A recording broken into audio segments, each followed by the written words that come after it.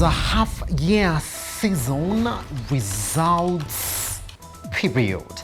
I don't know whether that makes sense, but it does make sense either way, because it's the season for majority of the public companies in the country to tell us exactly how it has been for them in the first 6 months of the year. And so far, we've been looking at how different corporates have been performing under the coronavirus pandemic. And one thing is true across the board. We have been looking at the banking industry in the country, and from what the Central Bank of Kenya is telling us in their survey report is that things might be steadily getting back to where they used to be, whether they used to be good or bad in 2019. That is for you to go back and tinker. For us, what we do know, they're saying that they might get back to normal.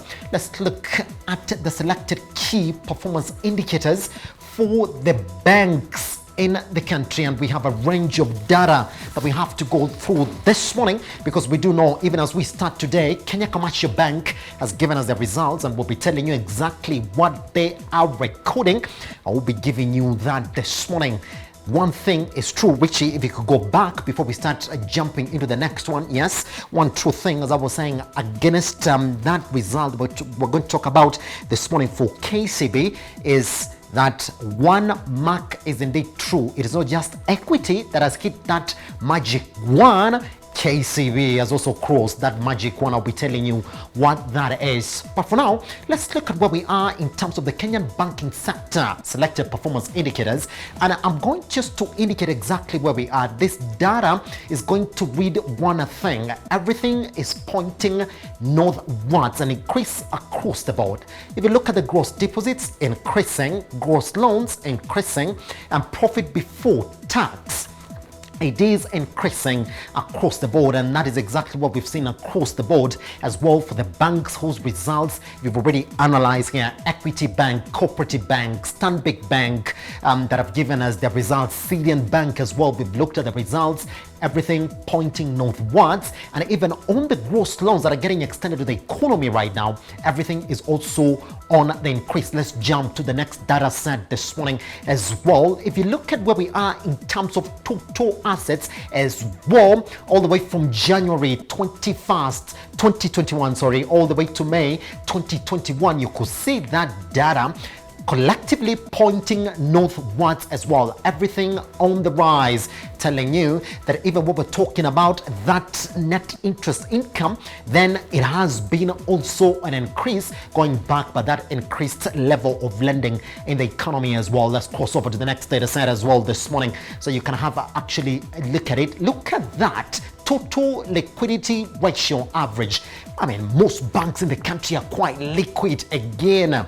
January 2021 all the way to May 2021, an average of 56.6% in May, saying, wow, banks are totally liquid. They got money to lend to the economy, which is exactly why we're seeing that increased level of lending again in the economy. Now, that is where we start this morning, all the way up to liquidity. So let's talk about KCB this morning again, so we can look at the results and analyze exactly how they have performed, because indeed it's not only equity that's going to tell us that their assets crossed the 1 trillion mark, because if you look by what KCB is giving us this morning, they have also crossed that 1 trillion mark. Now, net earnings for the first 6 months of the year crossed 15.3 billion from 7.58 billion and in the similar period last year. That's almost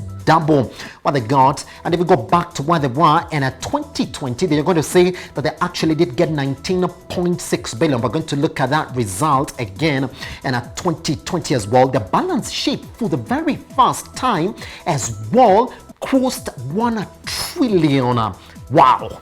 They did go in at 1.022 trillion, and their loan book grew to 606.98 billion. Now remember, this is a bank that was leading in terms of the restructured loans last year. 8,251 loan accounts were restructured last year, but now they've announced that all these restructured loans are now getting serviced this year. If you look at their operating expenses, they dropped to 29.29 billion from 32.2 billion last year as well. Now, interest income it grew to 14.79 billion, and also interest income experienced a 17.7% rise to 36.6 billion. Now, let's jump and look at where KCB was.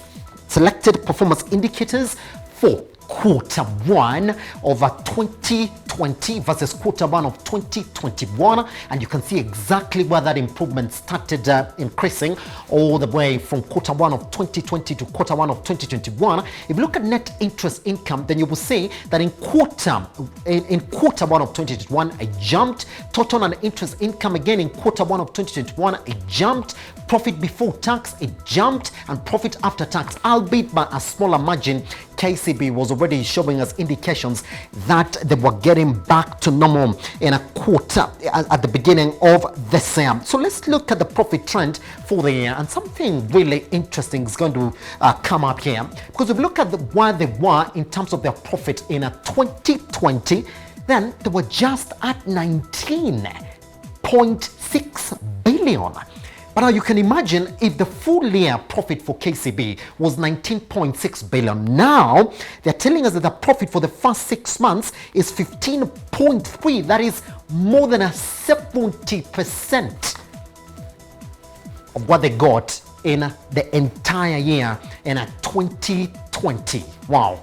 Quite a jump as well. Let's talk about their subsidiary, also National Bank of Kenya, because you can't talk about KCB without really talking about the National Bank of the National Bank of Kenya as well. They are saying they have made profits of 717 million. That's for the first 6 months of this year, and this is from a loss trend of 381.3 million recorded last year. If you look at that interest income, they're saying it jumped 22% to 4.07 billion, and loan book expanded 4.83 billion to 60.37 billion. If you look at that pre-tax profit now, it's at 1.02 billion, which now is going to make NBK the most profitable subsidiary of KCB, followed by the Southern Sudan subsidiary at 551 million for the first 6 months of this year, and the Tanzanian subsidiary at 499 million. But one thing, before we look at exactly where NBK was last year, you have to know that NBK is still in breach of the minimum capital requirements by the regulator, that is the Central Bank of Kenya. And we do know last year KCB did extend 5 billion in equity injection and 3 billion in a subordinated debt this year, just to get National Bank of Kenya up to mark. Now let's look at where they were in terms of loss and profit trend last year, and you can see exactly where we're coming from. Negating that 336 million in losses to 177 million in 2020.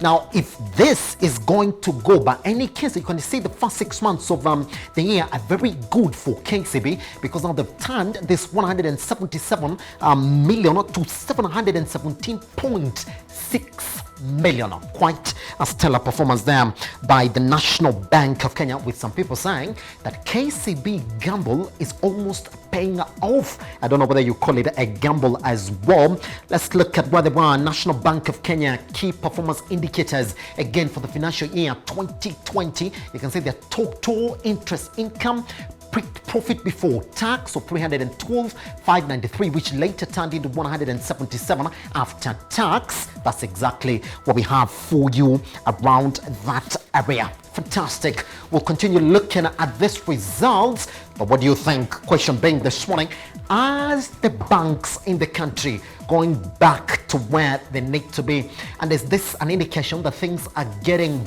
better in the economy? Talk to us at Metropole TVKE across all your social media platforms. I am at Kiage Simba. Let's talk debt, because now the National Treasury is announcing that Kenya has saved almost 100 billion because of the debt negotiations that we went into. We're talking about the debt relief payments that we went into. Now let's talk about that. They're saying that we've saved 99.73 billion in external debt repayments, which makes me jump into those interest payments for debt, and we do have that data this morning. When we look at it, then you will see exactly what it is that we're talking about this morning. That's what I'm saying. If you look at where we were in terms of those debt interest payments that have been onerized, everybody does know that our debt situation in the country is always pointing south, meaning that it is always on a rise. Now, if you look at where we were really, then the National Treasury is saying that deferred payments for loan principals and on the back of a more stable shilling, I don't know whether you call it stable, because around that in June of 2021, our exchange rate was an average of 107.81 against the greenback, back from 106.4 in June 2020. Now, let's talk about that, because we do know that under the Paris Club of countries, we're talking about France, Italy, Japan, Spain, the United States of America, Belgium, Canada, Denmark, Germany, and the Republic of Korea, we did negotiate 32.9 billion in debt repayment that we haven't paid.